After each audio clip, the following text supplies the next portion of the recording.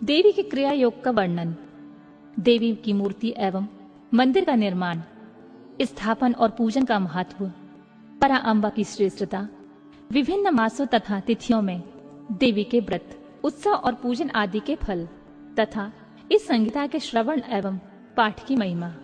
व्यास जी बोले, महामते ब्रह्मपुत्र सर्वज्ञ सनत कुमार, मैं उमा के परम अद्भुत क्रिया योग का वर्णन सुनना चाहता हूँ।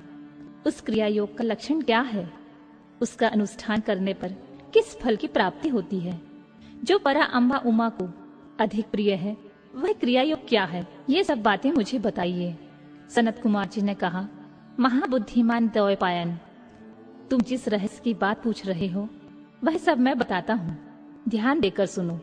ज्ञान योग, क्रिया योग, भक्ति योग, ये श्री माता की उपासना के 3 मार्ग कहे गए हैं, जो भोग और मोक्ष देने वाले हैं। चित्त का जो आत्मा के साथ संयोग होता है उसका नाम ज्ञान योग है। उसका बाहरी वस्तुओं के साथ जो संयोग होता है उसे क्रिया योग कहते हैं। देवी के साथ आत्मा की एकता की भावना को भक्ति योग माना गया है। तीनों योगों में जो क्रिया योग है उसका प्रतिपादन किया जाता है। कर्म से भक्ति उत्पन्न होती है, भक्ति से ज्ञान होता है और ज्ञान से मुक्ति होती है, ऐसा शास्त्रों में निश्चित किया गया है। मुनि श्रेष्ठ, मोक्ष का प्रधान कारण योग है, परंतु योग का ध्येय का उत्तम साधन क्रिया योग है। प्रकृति को माया जाने और सनातन ब्रह्म को मायावी अथवा माया का स्वामी समझें। उन दोनों के स्वरूप को एक दूसरे से अभिन्न जानकर मनुष्य संसार बंधन से मुक्त हो जाता है। काली नंदन, जो मनुष्य देवी के लिए पत्थर, लकड़ी अथवा मिट्टी का मंदिर बनाता है, उसके पुण्य फल का वर्णन सुनो। प्रतिदिन योग के द्वारा आराधना करने वाले को जिस महान फल की प्राप्ति होती है वह सारा फल उस पुरुष को मिल जाता है जो देवी के लिए मंदिर बनवाता है। श्री माता का मंदिर बनवाने वाला धर्मात्मा पुरुष अपनी पहली बीती हुई तथा आगे आने वाली हजार हजार पीढ़ियों का उद्धार कर देता है। करोड़ों जन्मों में किए हुए थोड़े या बहुत से पाप जो शेष रह जाते हैं, वे श्री माता के मंदिर का निर्माण आरंभ करते ही क्षण भर में नष्ट हो जाते हैं। जैसे नदियों में गंगा, संपूर्ण नदों में सोनभद्र, क्षमा में पृथ्वी, गहराई में समुद्र और समस्त ग्रहों में सूर्य देव का विशिष्ट स्थान है, उसी प्रकार समस्त देवताओं में श्री परा अम्बा श्रेष्ठ मानी गई हैं। वे समस्त देवताओं में मुख्य हैं। जो उनके लिए मंदिर बनवाता है वह जन्म जन्म में प्रतिष्ठा पाता है।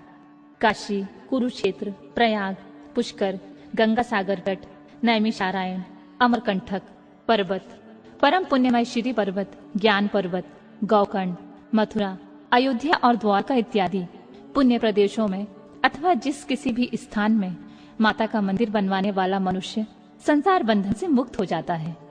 मंदिर में ईंटों का जोड़ जब तक या जितने वर्षों तक रहता है उतने हजार वर्षों तक वह पुरुष मणिद्वीप में प्रतिष्ठित होता है।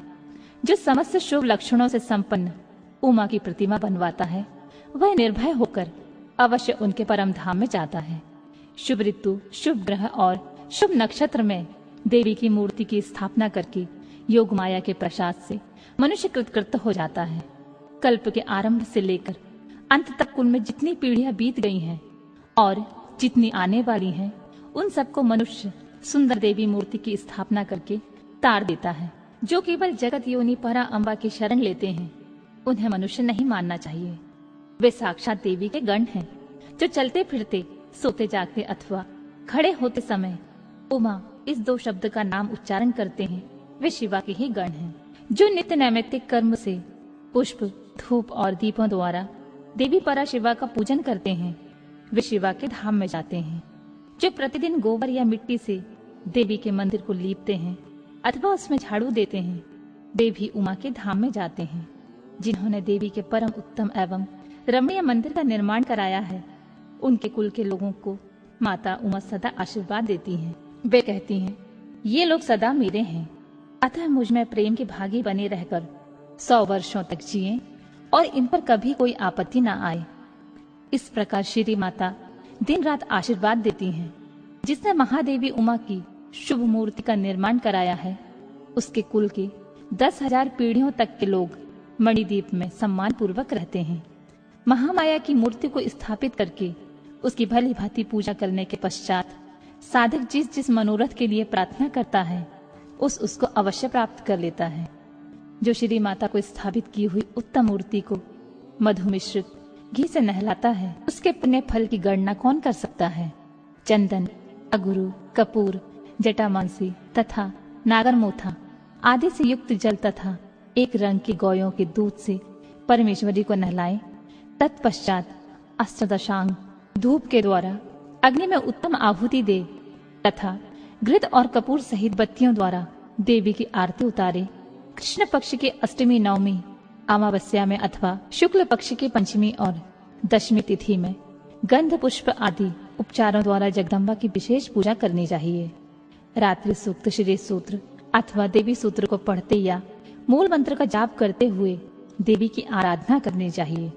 विष्णुकांता और तुलसी को छोड़कर शेष सभी पुष्प देवी के लिए प्रीतिकारक जानने चाहिए। कमल का पुष्प उनके लिए विशेष प्रीतिकारक होता है। जो देवी को सोने चांदी के फूल चढ़ाता है वह करोड़ों सिद्धों से युक्त उनके परम धाम में जाता है। देवी के उपासकों को पूजन के अंत में सदा अपने अपराधों के लिए क्षमा प्रार्थना करनी चाहिए। जगत को आनंद प्रदान करने वाली परमेश्वरी प्रसन्न हो इत्यादि वाक्यों द्वारा